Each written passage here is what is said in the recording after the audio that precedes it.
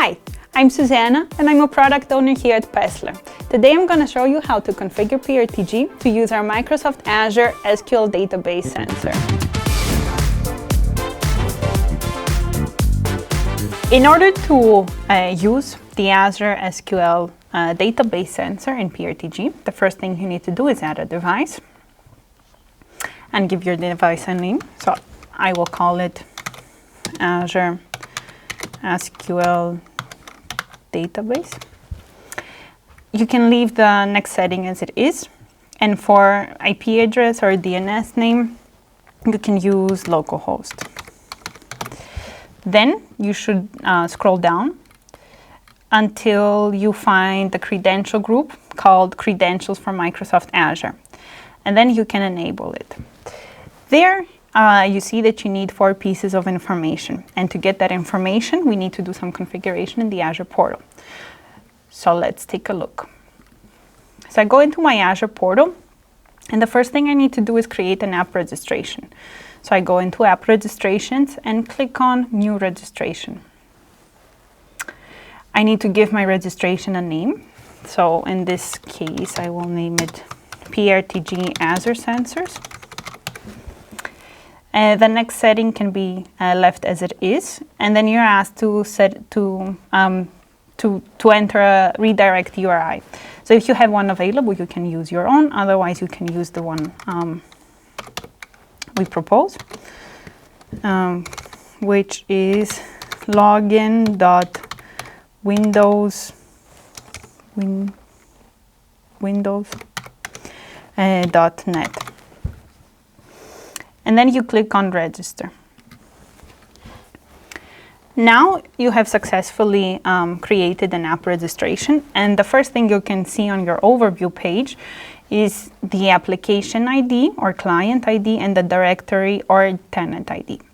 These are the first 2 pieces of information that you need for the PRTG configuration. So I will just go ahead and copy them to PRTG.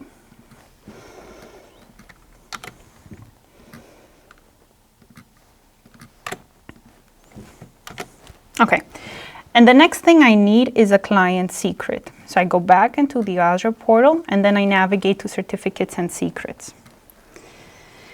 And then I click on the button new client secret. And now I need to give my client secret a name. So I will name it PRTG Azure Sensors Secret. And you can set an expiry date. I will set mine to the default of 6 months. Then you click on Add. You now see that the client secret has been created, and you can see the value of or the token of your client secret. And you must copy it immediately, either to PRTG or to some local file, because once you leave the page in the Azure portal, then this value will never be visible again. So I will copy it right away. Oops. And the last thing I need is a subscription ID. So in order to get the subscription ID, I need to navigate back to Home and go to Subscriptions. Then you need to choose the subscription to which the SQL database that you want to monitor belongs to. So you click on the subscription, and then you navigate to Access Control. The next thing you need to do is click on Add, and then Add Custom Role. So there's, you see here, you need to enter some information, and there's 2 ways to basically do this. Either you fill them in manually, or there's an easier way. You can go to our online knowledge base article that is called How Do I Obtain Credentials and Create Custom Roles for the Microsoft Azure Sensors. And you scroll down to the bottom, where you will find the adjacent structure for exactly the Azure SQL Database sensor. So all you need to do is copy the content to a file in your local directory and then upload it in the Azure portal.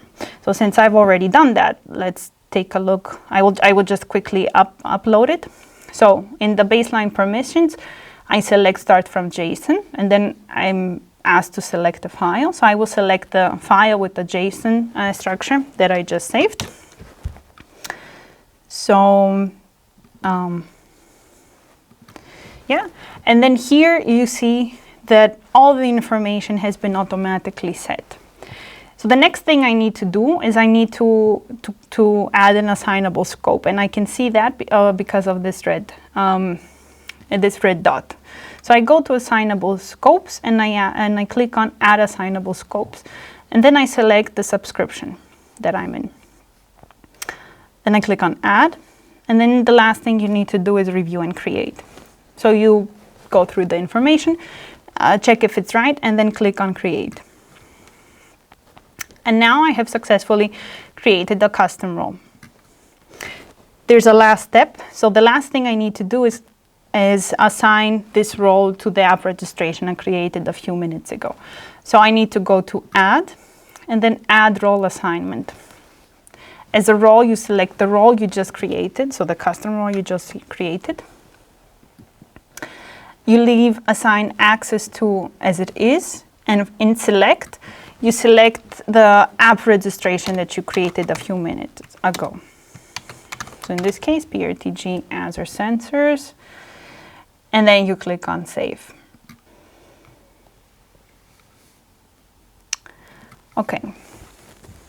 So the last thing then you need to do is you go to Overview and you copy the subscription ID. And then you just paste it into PRTG. And that's the configuration you need in order to add the sensor. So now I will click on OK, and I will click on Add Sensor. And I will then add the sensor.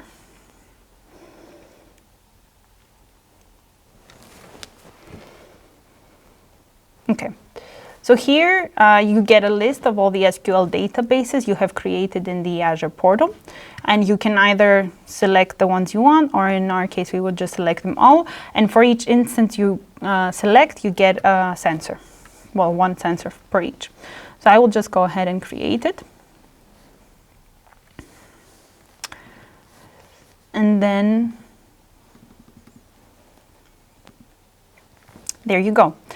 So as you can see, we can see different metrics regarding the SQL database. So we start from CPU used percentage, then data input output, and the data space used and the data space used percentage. We also get information regarding the DTUs and the log input output and the sessions percentage.